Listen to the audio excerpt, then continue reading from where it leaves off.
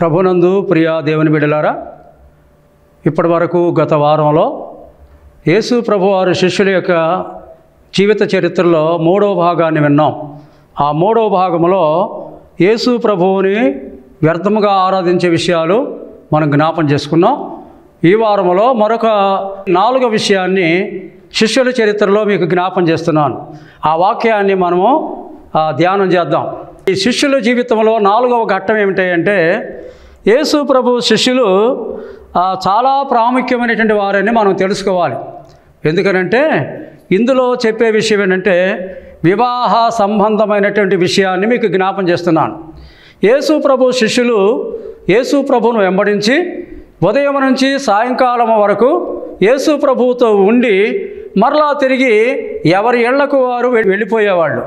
యేసు ప్రభువారు మరలా తిరిగి ఉదయకాలమున వాళ్ళందరినీ కలుసుకుని యెరూషలేమునకు వచ్చి అనేకమైన మహత్కార్యాలు, అద్భుత కార్యాలు ఇవన్నీ జరిగించుకుంటూ ఉండేటువంటి సమయాలవి.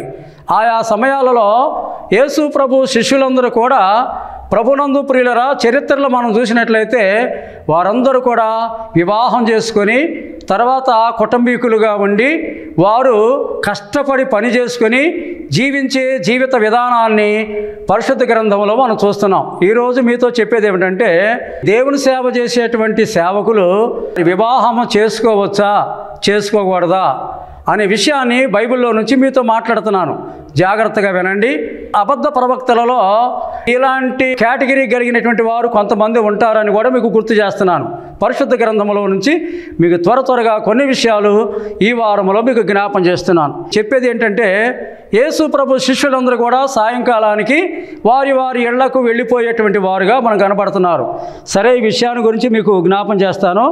పరిశుద్ధ గ్రంథంలో మనం పరిశీలన చేసినట్లయితే యేసు ప్రభు శిష్యులందరూ కూడా వివాహం చేసుకుని ప్రభు పరిచర్యలో ప్రభు సేవలో ఉన్నటువంటి వారిగా మనకి చరిత్రలో మనకు కనబడతా ఉంది. అపోస్తలులందరూ కూడా సేవా పరిచర్యలో ప్రాణాలు బలిపెట్టి హతసాక్షులైనటువంటి వారుగా ఉన్నారు. వారిలో కొంతమందికి పిల్లలు కూడా ఉన్నారు. కనుక ఈ వివాహ బంధం అనేది దేవుడు మరి సేవకులు చేసుకోవచ్చా చేసుకోకూడదా అనేటువంటి విషయాన్ని మీకు వాక్యం ద్వారా చెప్తున్నాను. ఈ విషయాన్ని జాగ్రత్తగా వినండి. మొట్టమొదట వివాహ బంధం అనేది దేవుడు ఏదేను తోటలో ప్రారంభం చేశాడు. ఎందుకంటే కుటుంబం అనేది లేకపోతే వంశము, తర్వాత పిల్లలు, తర్వాత తరతరాలు ఇవన్నీ రావాలి అంటే తర్వాత వివాహ బంధం అనేది ప్రాముఖ్యమైంది. దేవుడు మొట్టమొదటి వివాహము ఆదికాండములో దేవుడు సిద్ధపరిచాడు. చూద్దాం ఒకసారి. ఆదికాండములో నుండి 1వ అధ్యాయములో 27వ వచనంలో దేవుడు జరిగించిన కార్యాన్ని మీకు గుర్తు చేస్తున్నాను. సేవకులు వివాహం చేసుకోవచ్చా చేసుకోకూడదా, ఒకవేళ చేసుకుంటే ఏమిటి, చేసుకోకపోతే ఏమిటి, చేసుకున్న వాళ్ళు పరిశుద్ధులా చేసుకోనటువంటి వారు పరిశుద్ధులా అనేటువంటి వాస్తవాన్ని పరిశుద్ధ గ్రంథములో నుండి మనం తెలుసుకుంటే ఎందుకైనా మంచిది.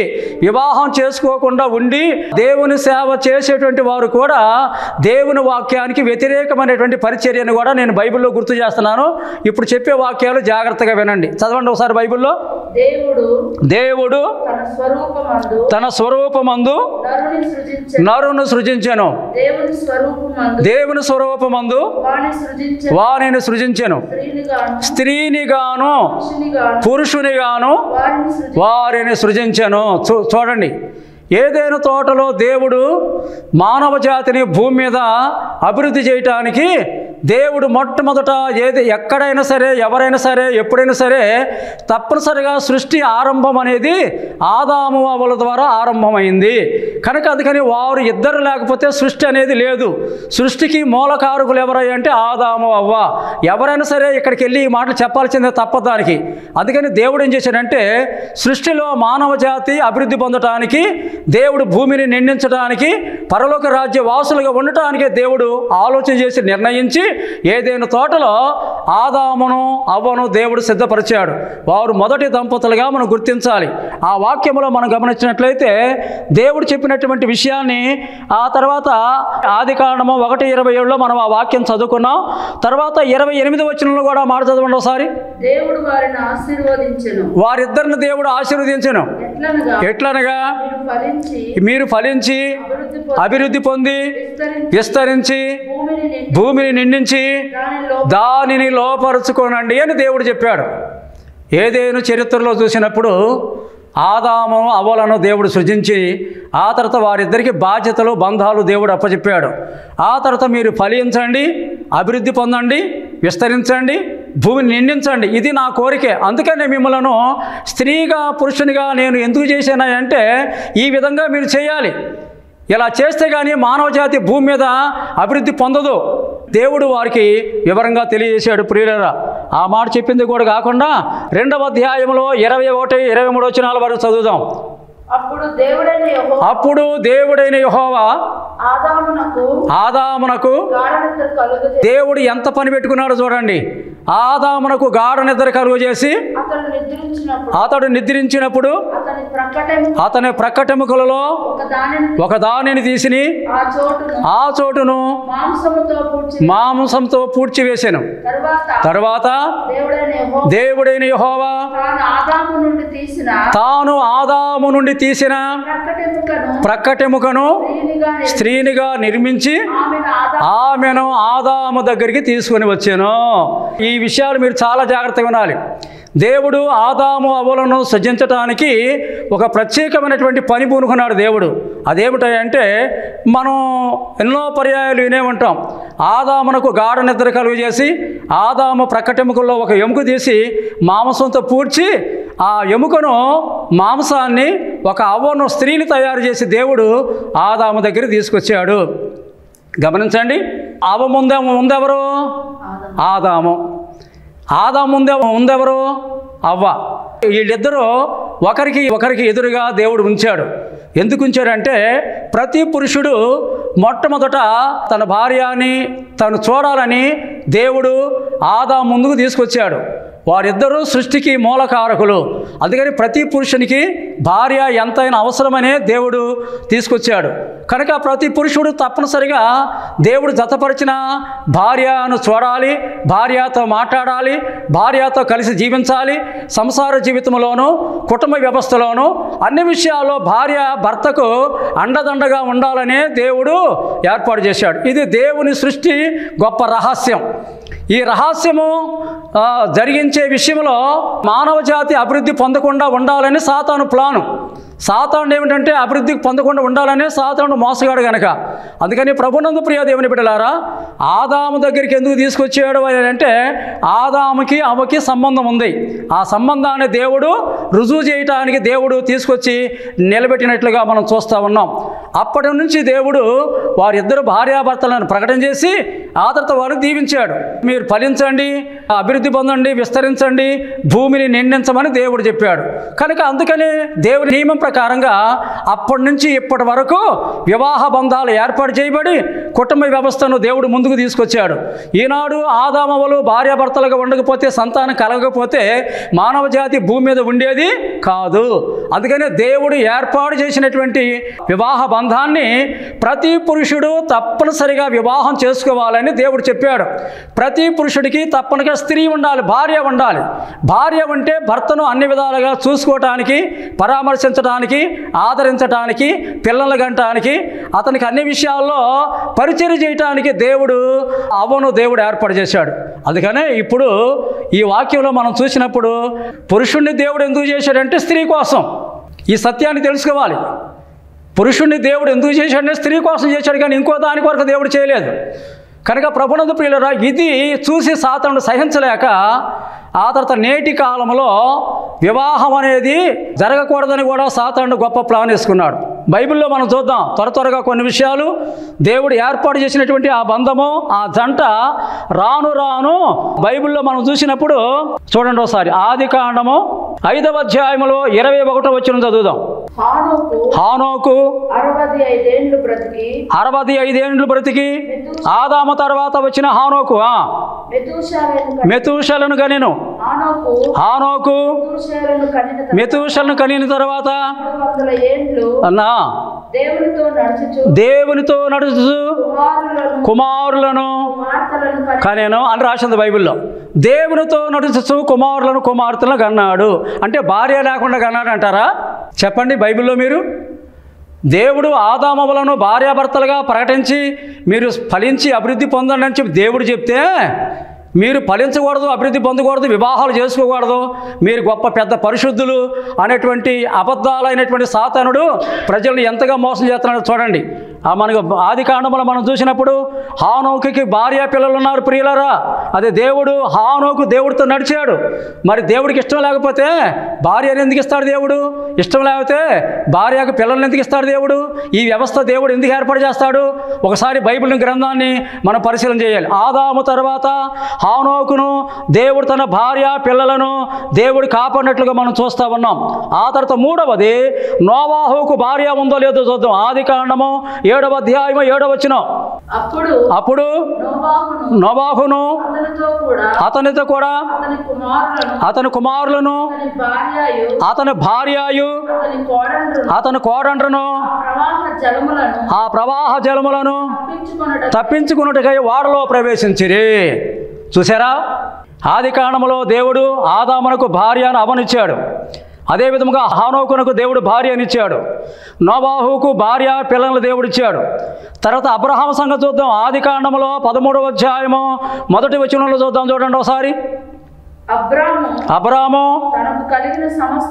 తమకు కలిగిన సమస్తమును తన భార్య, నేను మాట్లాడే మాటలను కూడా భార్య ఎక్కడ ఉంటుందో చూడండి ఒకసారి మీరు.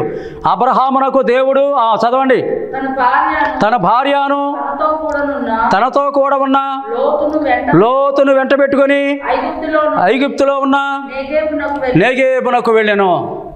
చూసారా, ఇప్పుడు నేను చెప్పినటువంటి వాక్యాలలో భార్య లేని వాళ్ళు ఎవరైనా ఉన్నారా? వీళ్ళందరితో దేవుడు ఉండి అద్భుత కార్యాలు దేవుడు చేయలేదా? ఆలోచన చేయండి ఒకసారి మీరు. ఇకపోతే పాత నిబంధనలో మరొక వ్యక్తిని గుర్తు చేస్తాను మీకు నేను.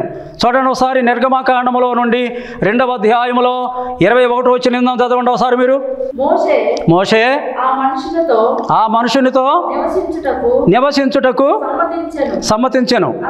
అతడు తన కుమార్తె అయిన సిప్పోరాను మోషేకిచ్చెను. చూడండి, సిప్పోరా మోషే భార్య. మోషే ఎంత గొప్పవాడో మన బైబిల్లో తెలుసు. అద్భుత కార్యాలు, ఐగుప్తు రాజ్యం మీద 10 తెగుళ్ళు రప్పించిన మోషే, బండను బ్రద్దలు కొట్టిన మోషే, సముద్రాన్ని పాయలు చేసిన మోషే, అనేకమైన అద్భుత కార్యాలు దేవుడు చేశాడు. ఇప్పుడు మోషేకి భార్య ఉందంటారా లేదంటారా? మోషేకి భార్య ఉంది. ఈ బైబిల్ గ్రంథంలో ఇంకా మనం పరిశీలన చేసినట్లయితే అబ్రహామునకు భార్య ఉంది, మోషేకు భార్య ఉంది, ఇస్సాకుకి భార్య ఉంది, యాకోబుకు భార్య ఉంది, యెహోషువకు భార్య ఉంది. భార్య లేని వాళ్ళు పరిశుద్ధ గ్రంథంలో రాజులు కానీ ఎవరైనా ఉన్నారా? మీరు ఆలోచన చేయండి. బైబిల్ నుంచి మాట్లాడుతున్నా నేను ఇప్పుడు. భార్య లేని వారు ఎవరు లేరు. ఈ భార్య భర్తలో కుటుంబ వ్యవస్థ అనేది దేవుడు ఏర్పాటు చేశాడు. కనుక భార్యాభర్తలు కనుక కలిసి ఉండకపోతే సంతానం కలగదు. సంతానం లేకపోతే అభివృద్ధి ఉండదు, భూమిని నిందించరు, దేవుని వాక్యము వృధా అయిపోద్ది. ఈ సంగతి సాతాను ఎరిగి నేటి కాలంలో చాలామంది వివాహం చేసుకోకుండా మేము పరిశుద్ధులమని దేవుని వాక్యాన్ని ధిక్కరించి వాళ్ళు అనేక రీతులైనటువంటి జీవితాన్ని జీవిస్తున్నారు. ప్రియులారా గమనించండి. బైబిల్ గ్రంథంలో మీరు ఒకసారి ఎవరైనా సరే, ఇంకా మీరు పాత నిబంధనలో మీకు అవకాశం ఇస్తున్నాను. ఇప్పుడు మా ఫోన్ నెంబర్లు మీకు టీవీలు వస్తే మీరు ఆ ఫోన్ నెంబర్కి నాకు ఫోన్ చేసి ఫలాని వాళ్ళని దేవుడు వివాహం చేసుకోకూడదు అన్నాడు పాస్టర్ గారు, చేసుకోలేదండి అన్నవాళ్ళు ఎవరైనా ఉంటే మీరు నాకు ఈ ఫోన్ కాంటాక్ట్లో ఉండి నాకు ఫోన్ చేయండి, నేను తర్వాత మీతో మాట్లాడతాను. కనుక ప్రభునందు ప్రియులరా, దేవుడు ఏదైనా తోటలో ఏమని చెప్పాడో అది క్రమంగా విస్తరించాలని దేవుని యొక్క ప్రణాళిక, అది నాశనం చేయాలని సాతాను ఉద్దేశం. అందుకనే ఇకపోతే మనం పరిశుద్ధ గ్రంథంలో గమనించినట్లయితే అప్పటి నుంచి ఆ తర్వాత మనకి భక్తులందరూ కూడా వివాహాలు చేసుకున్న వాళ్ళే. వివాహం చేసుకుని సంసారము సాగరములో వారి జీవితాలు కొనసాగించారు. ఇది దేవుడు ఏర్పాటు చేసిన కుటుంబ వ్యవస్థ. ఈ కుటుంబ వ్యవస్థ లేకపోతే వారి జీవితము వృధా అని కూడా నేను చెప్తున్నాను. ఇకపోతే మనకి కొత్త నిబంధనలోకి వద్దాం. ఇక కొత్త నిబంధనలో చూడండి ఒకసారి బైబిల్ గ్రంథంలో యేసు ప్రభువు వారు ఏం చెప్తున్నాడు చూడండి. మత్తయి సువార్త 19వ అధ్యాయము 3వ వచనం చదువుతాం. 3 నుంచి 5 వరకు చదవండి.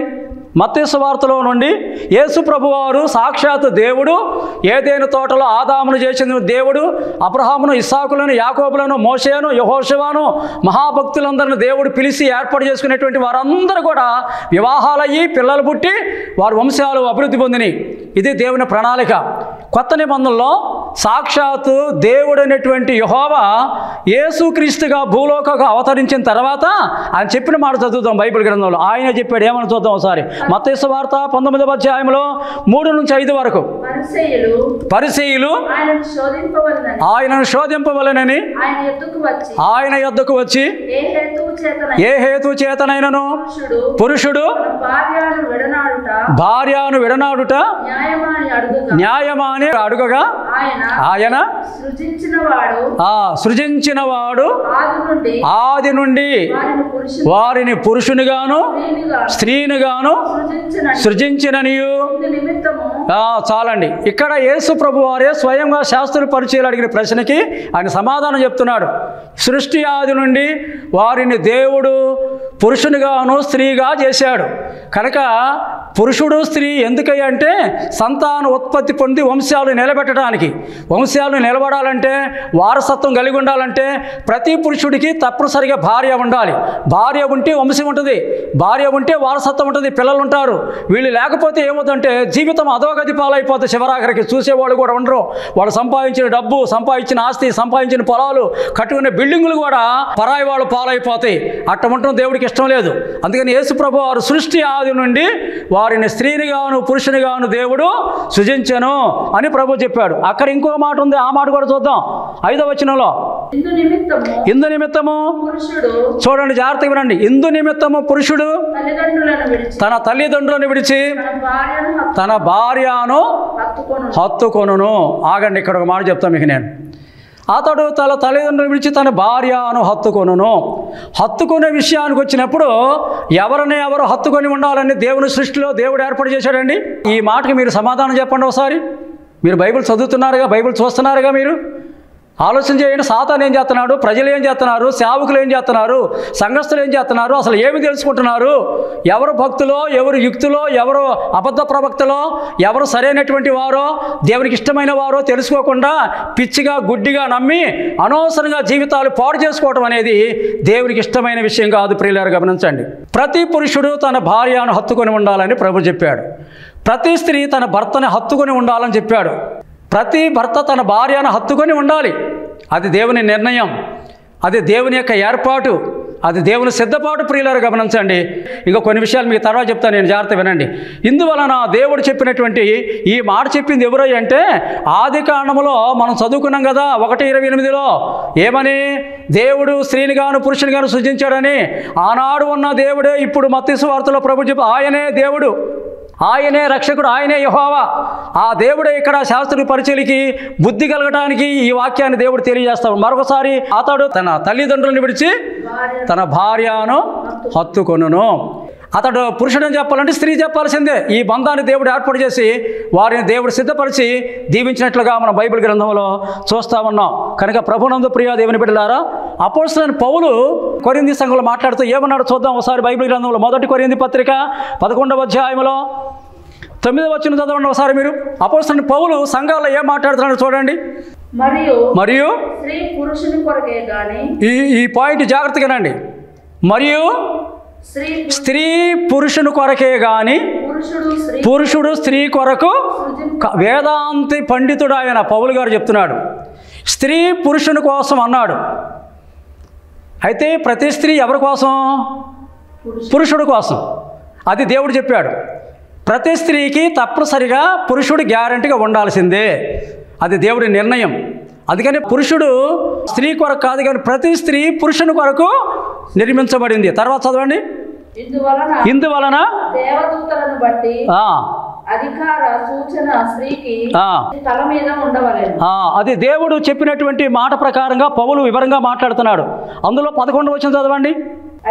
అయితే ప్రభువునందు స్త్రీకి వేరుగా పురుషుడు లేడు, పురుషునికి వేరుగా స్త్రీ లేదు. స్త్రీ పురుషుని నుండి ఎలాగూ కలిగెనో అలాగే పురుషుడు స్త్రీ మూలముగా కలిగెను. ఇక్కడ స్త్రీ పురుషుల గురించి పౌలు జాగ్రత్తగా మాట్లాడుతున్నాడు. ప్రతి స్త్రీ పురుషుని కోసం నిర్మించబడింది. ఆ బాంధవ్యాన్ని, ఆ బంధాన్ని వారిద్దరు కలిగి ఉండాలి. అలా లేకపోతే వివాహం చేసుకోకుండా కనుక స్త్రీ ఉంటే స్త్రీకి నానా అవస్థలు ఉంటాయి. స్త్రీకి అవమానం, స్త్రీకి తలవంపులు, తల్లిదండ్రులు పెంచి పెద్దలు చేసి పెళ్లి చేయకపోతే చివరాకి నానా మాటలు అంటారు. అందుకని ప్రతి తల్లిదండ్రులు ఆ తర్వాత వివాహ కాలం వచ్చినప్పుడు ప్రతి స్త్రీకి ఒక వరుణ్ణి చూసి పెళ్లి చేయాలి, ప్రతి పురుషునికి ఒక వనితను చూసి పెళ్లి చేయాలి. అది తల్లిదండ్రుల బాధ్యత. ఇది దేవుడు ఏర్పాటు చేసిన బంధం, కుటుంబము, సంబంధము. ఈ బంధాన్ని కలిగి ఉండకపోతే స్త్రీ అని పురుషుడని కూడా అది దేవుడు ఒప్పుకునే విషయం కాదని మీకు జ్ఞాపం చేస్తున్నాను. అందుకని అపోస్తలుడైన పౌలు గారు హెబ్రీ సంఘానికి రాస్తూ 13:4 అమూల్యమైన మాట రాశాడు. ఆ మాట కూడా చదువుదాం. అందరూ కూడా పెళ్లి పత్రికల్లో, పెళ్లి కార్డుల్లో ఈ మాట రాస్తారు. చూడండి, ఒకసారి చదవండి. హెబ్రీ పత్రిక 13:4 వివాహము ఆగండి. ఈ మాట మీరు జాగ్రత్తగా పట్టుకోండి. వివాహము అన్ని విషయాల్లో ఘనమైనది. ఎన్ని విషయాలుండా, ఎన్ని వేల విషయాలుండా, ఎన్ని లక్షల విషయాలుండా, ఎన్ని కోట్ల విషయాలుండా, వివాహము అన్ని విషయాల్లో ఘనమైనది. వివాహం అంటే ఎవరు చేసుకోవాలి? వివాహము ప్రతి స్త్రీ, ప్రతి పురుషుడు వివాహం చేసుకోవాలి. అందుకని వివాహము అన్ని విషయాల్లో ఘనమైనది. వివాహము అన్ని విషయాలలో ఘనమైనది. వివాహం లేకపోతే సంతానం లేదు, సంతానం లేకపోతే వారసత్వం లేదు, వారసత్వం వంశం నిలబడదు.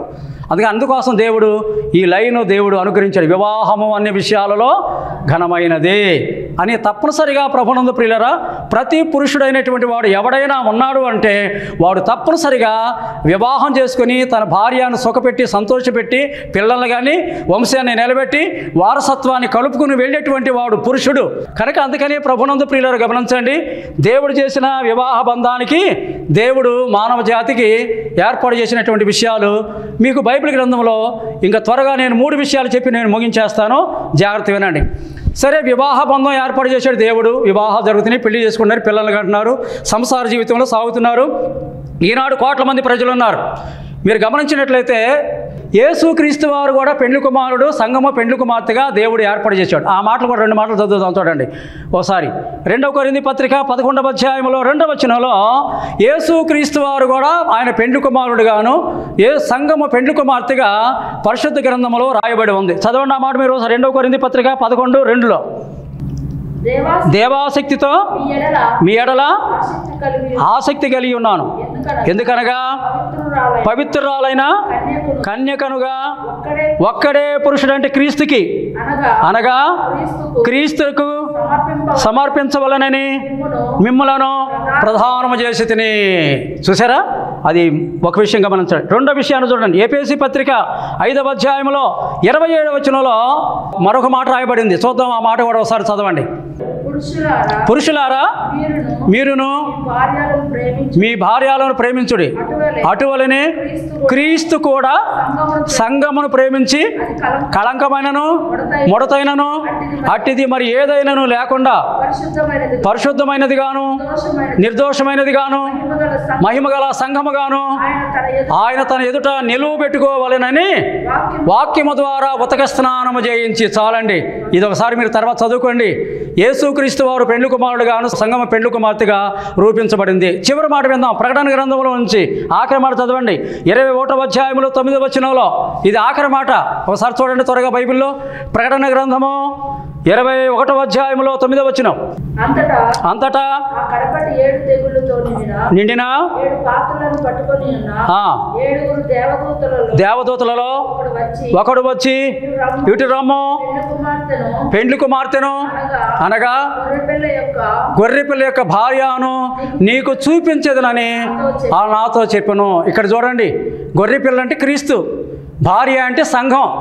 దేవుడు ఇంత ప్రణాళిక పెట్టుకుని ఆది కాండం నుంచి ఆదాము దగ్గర నుంచి మొదలు ప్రారంభం చేసి దేవుడు కూడా పెండ్లి కుమారుడుగాను పెండ్లి కుమార్తెగా సంఘముగా నిరూపించుకోవడానికి సిద్ధపరిచాడు. రేపు రాబోతున్నాడు యేసుక్రీస్తు వారి సెకండ్ కమింగ్లో. ఆయన తన సంఘము కొరకు పెండ్లి కుమార్తె కొరకు రాబోతున్నాడు. ఈ వివరాలు రాబోయే వారాల్లో మీరు జాగ్రత్తగా వింటారు. బైబిల్ చక్కగా చదువుకొని గ్రహించి ఈ వాక్యాన్ని అనుసరించాలని మీకు మనవి చేస్తున్నాను. ప్రియులారు గమనించండి, వివాహ బంధము దాని గురించి మీకు జ్ఞాపం చేస్తాను. వివాహం చేసుకున్నటువంటి ప్రతి పురుషుడికి తప్పనిసరిగా భార్య లేకుండా ఉండకూడదు. నేటి కాలంలో ప్రభునందు ప్రియులరా, వివాహం చేసుకోకుండా నాకు తెలిసి పెండ్లి చేసుకోకుండా సేవ చేసే సేవకుడు తన తల్లిదండ్రులను దగ్గర పెట్టుకుని వాళ్ళని పోషించుకుంటూ సేవ చేసుకుంటూ అది కొంతవరకు బెటరు. ఇంకేదైనా విషయాలు ఉంటే నాకు ఫోన్ చేసి ఆ విషయాలు నన్ను కనుక్కోవాల్సిందిగా మీకు మనం చేస్తున్నాను. చిన్న ప్రార్థన చేసుకుందాం. ప్రేమ కలిగిన మా తండ్రి, దయగల మా ప్రభువా, నీ స్తోత్రాలు. ఇప్పటివరకు నీ బిడ్డలు మీ వాక్యాన్ని విన్నారు ప్రభువా. వివాహ విషయాన్ని గురించి పరిశుద్ధ గ్రంథంలో తెలియజేయడానికి అవకాశం ఇచ్చేందుకు స్తోత్రాలు తండ్రి. వివాహం చేసుకుని సేవ చేయాలని బైబిల్లో భక్తులందరూ వివాహం చేసుకుని పెళ్లిళ్ళు చేసుకుని భార్యలుండి పాపం మీ సేవ చేశారు. వారితో నువ్వు మాట్లాడావు, వారు దర్శనం ఇచ్చావు, వారికి తోడుగా ఉండవు, వారికి అండగా ఉన్నావు తండ్రి. నీవు ఉండాలంటే తప్పనిసరిగా ఈ స్థితిగతులు తప్పనిసరిగా వారు పొందవలసిన వారై ఉన్నారు. ఆ విధంగా ప్రభు ప్రతి కుటుంబాన్ని దీవించండి, ప్రతి స్త్రీని దీవించండి, ప్రతి పురుషుని దీవించండి, పిల్లల్ని దీవించండి, కుటుంబాన్ని దీవించండి, సంఘాన్ని దీవించండి. మీరు అభివృద్ధి కలిగించి మహిమ పొంది కృపల వద్దలు చేయమని మీ హస్తాలకు అప్పచెప్పుకుంటూ క్రీస్తు నామమున ప్రార్థిస్తున్నాను తండ్రి. ఆమేన్. మీ అందరికీ శుభప్రదమైన వందనాలు. మరి వచ్చే వారంలో మరలా కలుసుకుందాం.